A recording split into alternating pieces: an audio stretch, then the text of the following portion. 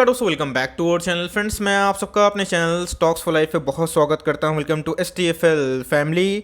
DFL members, stock market में SIP is the key और दोस्तों courage is also the key. आपको पता है गाइस कि मार्केट में हमेशा उतार चढ़ाव होते हैं। कल से मार्केट गिरा, आज भी मार्केट गिरावट में दिखाई पड़ा, लेकिन इसी बीच में जो अच्छे स्टॉक है जिनके फंडामेंटल्स बहुत ही अच्छे हैं, जो बाइंग जोन पे है, आपको दोस्तों उधर पे वो मौका नहीं छोड़ना चाहिए। Because no one knows the bottom, और कभी भी स्टॉक अगर आपके भाव पे आता है, आपके बाइंग रेंज पे आता है, तो आपको दोस्तों डेफिनेटली उसे बाइंग करनी चाहिए। तो इसी बीच में 3 ऐसे स्टॉक है जो मुझे लगता है कि डाउनसाइड की बात कीजिए तो बहुत ही कम दिखाई पड़ती है, और एक बार ब्रेकआउट देगा तो काफ़ी तेज हो सकता है। कुछ स्टॉक में तो गाइस काफ़ी न्यूज़ भी है। चलिए डिस्कस करते हैं कि ऐसे कौन से 3 स्टॉक है जहां पे आप बाइंग ढूंढ सकते हैं। तो जी हाँ, चैनल फर्स्ट टाइम होंगे सब्सक्राइब कर सकते हैं इस तरह क्वालिटी कंटेंट को सबसे पहले एक्सेस करने के लिए। Now without delaying any for time, let's begin. इस मिस्टर मार्केट हमेशा सुप्रीम होता है, और मिस्टर मार्केट से बड़ा कोई नहीं है, ना आप, ना कोई बड़ा एनालिस्ट, ना वॉरेन बफेट सर खुद भी। लेकिन मिस्टर मार्केट दोस्तों अपने तरीके से चलते हैं। आपको पता है कि इसके पिछले कुछ समय से डो जोन्स में गिरावट हुई थी, अमेरिकन बाजार गिरे थे, यूरोपियन मार्केट गिरा था, तो मार्केट में हाहाकार मचा।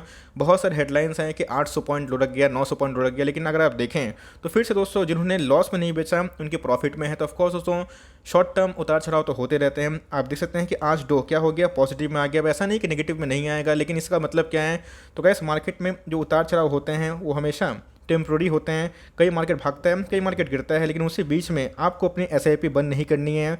और जहां वैल्यू दिखाई पड़े, जो स्टॉक में फंडामेंटल सही है, अच्छे खासे प्रोमोटर होल्डिंग है, कंसिस्टेंट EPS है, आपको दोस्तों ज़रूर उसे बाइंग करते रहनी है। बिकॉज अच्छे स्टॉक भागते रहते हैं, इस बात को ध्यान दीजिएगा। तो छोटा सा इंट्रोडक्शन था कि मार्केट की गिरावट से उतना पैनिक मत करिए। मार्केट 7,500 भी चला गया था, लेकिन जिन्होंने होल्ड किया 1-1.5 साल मार्केट में, आज वो प्रॉफिट पे ही है। तो सेम दोस्तों मेरी कमेंट्री वही है कि मार्केट में अच्छे स्टॉक पे आपको ज़रूर बाइंग करना चाहिए। तो जी हाँ, ऐसे 3 स्टॉक हैं जिनके अंडर फंडामेंटल्स काफ़ी मजबूत हैं। आप चाहे तो गाइस मार्केट खुलते ही इन सब स्टॉक पर नज़र रख सकते हैं। पहला स्टॉक है जहां पे आपको एकदम दोस्तों बाइंग करके चलनी है। ऑफकोर्स दोस्तों स्टॉक मार्केट है तो गिरावट हो सकती है, लेकिन गिरावट जिस रफ्तार से होगी उतनी दूर रफ्तार से गैस स्टॉक भागेगा। नाम क्या है स्टॉक का? दीपक नाइट्राइट। केमिकल का किंग माना जाता है।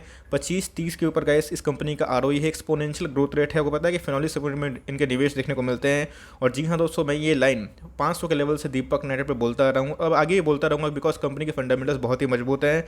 2000 के लेवल से दोस्तों बार बार ये नीचे गिर रहा है, और मेरे हिसाब से गैस आपको ज़रूर दीपक नाइट्राइट कंसिडर करना चाहिए। ऐसा नहीं गाइस कि आपको ये 20-15% डिस्काउंट मिल रहा है, लेकिन दोस्तों ये एक अप ट्रेंड वाला स्टॉक है। आप देख सकते हैं कि अगर आप जनवरी के महीना से भी देखें YTD में, इसने आपको लगभग पैसे डबल किए हैं। तो कोई भी स्टॉक पैसे डबल करता है तो गिरता भी है, लेकिन उस डिप में गाइस आपको अपनी SIP को प्लान जरूर करनी चाहिए। लॉन्ग टर्म चार्ट की बात की जाए, बहुत ही प्रॉमिसिंग है। 2000 के आसपास का स्टॉक है, आपको मिल रहा है 1900 के भाव के आसपास। हो सकता है कि 1900 का लेवल तोड़ देता, आपको 1870 के आसपास भी देखने को मिल जाए।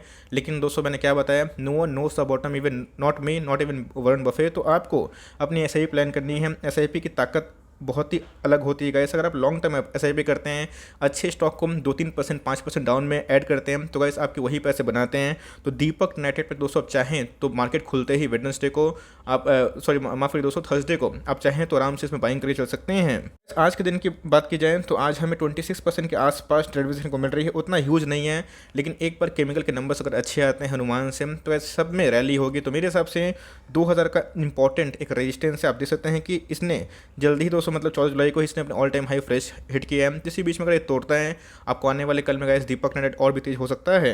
इस चार्ट की बात की जाए तो पिछले कुछ समय से एक कांस्टेंट चार्ट में हमें देखने को मिल रहा था। अगर आप देखें तो अपने जो लेवल है प्रीवियस जो एक सपोर्ट है 1900 के लेवल को ये सस्टेन करने की कोशिश किया है।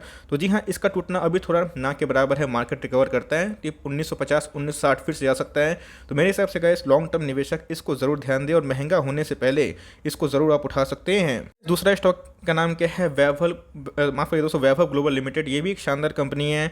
अगर आप देखें तो कंसिस्टेंट दोस्तों 1000 लेवल से इसमें कंटिन्यूसली गिरावट हो रही है। तो भाई ये गिरावट हो रही है तो क्या लास्ट 6 महीना की बात की जाए तो उसने पैसा नहीं बनाए? ऑफकोर्स बनाए हैं।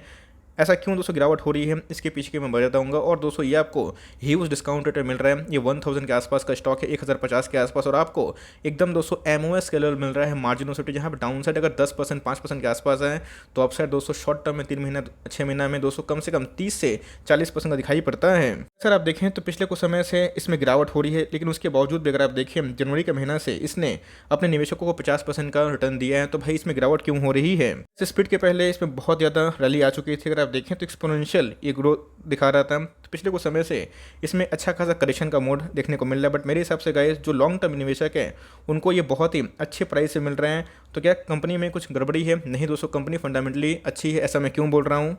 सर आप देखें तो कंपनी के जो कंपाउंडेड सेल्स ग्रोथ हैं 15% के आसपास दिखाई पड़ रहे हैं या फिर उससे ऊपर। अगर आप देखिए लास्ट 10 ईयर्स का तो 17% मेंटेन करके रखा है। कंपनी के अंदर प्रॉफिट ग्रोथ भी 20% के आसपास है। ऑलमोस्ट डेट फ्री कंपनी है। कंपनी का अगर आप सीजीआर प्राइस देखें 26% से काफ़ी हाई है, 30% 40% के आसपास है। कंपनी का मिड कैप कैटेगरी का है तो रिस्की भी है, मतलब रिस्क इन द सेंस तो अप एंड डाउन करता है, लेकिन रिटेल चेन में बहुत ही शानदार कंपनी है।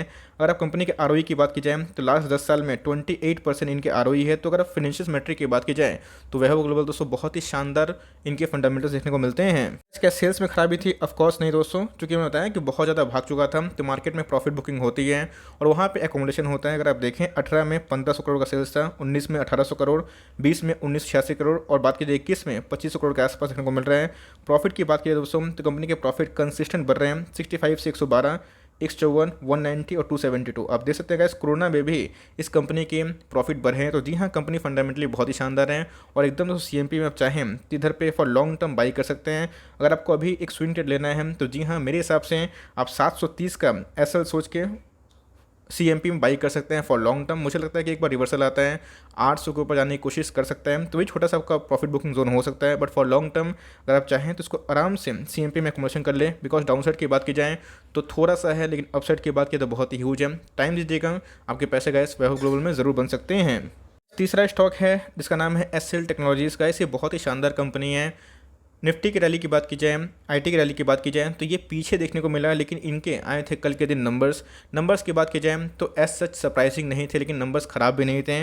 और इसी बीच में गैस एक बहुत बड़ा टारगेट देखने को मिल रहा है बाई द मोतीलाल ओसवाल। अगर आप देखें तो गैस आज के दिन हमें 2.5% के आसपास प्रॉफिट बुकिंग देखने को मिली थी। इसके पहले जब ये 900 पे था, मैंने गैस उधर पर भी आपको खरीदने के लिए बोला था और उसके बाद ये स्टॉक 1000 के ऊपर भी गया था। लेकिन जैसे बताया कि मार्केट जो उम्मीद होती है वो बीट नहीं कर पाता है, तो एक पिटाई होती है। तो सेम दोस्तों हमें देखने को मिला, लेकिन स्टॉक क्या खराब है? बिल्कुल भी नहीं। इस स्टॉक के बारे में अगर आप देखें तो प्रीवियस कुछ समय से एक अच्छा खासा चार्ट पैटर्न दिखाई दे रहा है। तो मेरे हिसाब से सारे एनालिस्ट का प्लस माइनस व्यू होता है, कोई अपग्रेड करता है, कोई डाउनग्रेड करता है। लेकिन दोस्तों कंपनी क्वालिटी वाली है, इनके वेजेस बढ़े थे तो लास्ट क्वार्टर में प्रॉफिट डिक्लाइन हुआ था, लेकिन क्वार्टरली प्रॉफिट बढ़े हैं। लेकिन ईयरली प्रॉफिट की बात की जाए तो डबल डिजिट के आसपास हमें देखने को मिल रहा है। लेकिन यस, उतना ह्यूज ग्रोथ नहीं है, लेकिन आने वाले कल में सारे जो एक्सपर्ट्स है इसको लेकर बहुत ही ऑप्टिमिस्टिक है। मुझे भी लगता है कि कम से कम 211-1200 का भाव होना ही चाहिए। तो मेरे हिसाब से सीएमपी में आराम से बाई कर सकते हैं। अब जो टारगेट्स की बात की जाए वो कितने हैं उसके बाद दिखा देता हूँ। आप देख सकते हैं कि आज ही के दिन बस 10 घंटा पहले दोस्तों मोतीलाल ओसवाल ने टारगेट कितना दिया है 1180 के आसपास।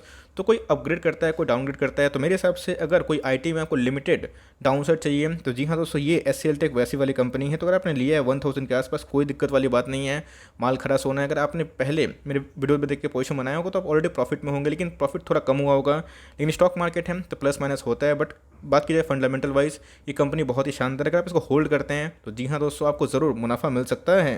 एसएल टेक की बात की जाए, आप देख सकते हैं कि इसके पहले बोलिंजर बैंड को ब्रीच कर दिया था, लेकिन उम्मीद से बेहतर रिजल्ट नहीं आने की वजह से एक प्रॉफिट बुकिंग देखने को मिल गई। तो मेरे हिसाब से सीएमपी में दोस्तों एकदम बाई कर सकते हैं। अगर आपको वेट करना है तो 960 या फिर 950 का वेट कर सकते हैं, और 950 के नीचे का भी मिलता है तो मस्ट बाई है। उसके नीचे गाइस मैं उतना उम्मीद नहीं बैठाया हूँ कि गिरावट होगी, बट मेरे हिसाब से कंपनी फंडामेंटली बहुत ही अच्छी है। अगर आप देखिए मनी फ्लो इंडेक्स 40 के आसपास है, 48 के पास इनकी आरएसआई है। तो मेरे हिसाब से सीएमपी में आप ज़रूर चाहें तो गाइस इन सब स्टॉक को उठा सकते हैं जहाँ पे आपको थोड़ा मार्जिन देखने को मिल रहा है। वैसे ही छोटी सी अपडेट थी कि कहाँ कहाँ अपॉर्चुनिटी है। आप चाहें तो इधर पे अपने रिस्क टेकिंग एपेटाइट से डिसाइड कर सकते हैं कि जाना कहाँ पे है।